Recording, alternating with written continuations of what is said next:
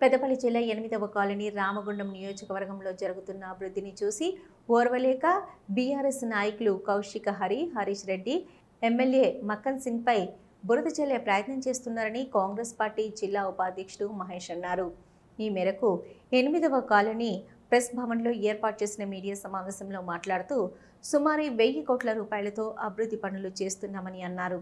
ప్రజల ఓట్లతో గెలిచిన కార్పొరేటర్ ఎదుగుదలను చూసి ఓర్వలేక చిన్న విషయాన్ని కార్పొరేటర్పై బురద చల్లే ప్రయత్నం చేస్తున్నారని మండిపడ్డారు.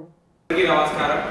నిన్న రోజున ఎయిటింగ్ లేన్ కాలనీలో ప్రెస్ భవన్లో భారత రాష్ట్ర సమితి నాయకులైన కౌశిక్ గారు సత్యదూరమైన మాటలు మాట్లాడుతూ ఈరోజు ఎయిటింగ్ లేన్ కాలనీ 18వ డివిజన్కి సంబంధించిన ఈ ఎయిటింగ్ లేన్ కాలనీలో 7 డివిజన్లో అత్యధిక మెజార్టీతో ప్రజాదరణ పొంది ఈరోజు గెలుపు కైవసం చేసుకున్న చక్రపాణి అన్నపై ఈరోజు భారత రాష్ట్ర సమితి బీఫామ్ తీసుకొని 38 ఓట్లతో ప్రజల తిరస్కరణకు గురైన వ్యక్తి ఈ విజయాన్ని, ఈ 900 ఓట్ల వచ్చిన విజయాన్ని చూసి అక్కసుతో కడుపులో ఉన్న విషయాన్ని వెళ్ళగక్కుతూ ఎక్కడ కార్పొరేటర్పై బురద జల్లే ప్రయత్నం చేయాలనే ఉద్దేశంతో చేసిన వ్యవహారమే నిన్న జరిగిన వ్యవహారం.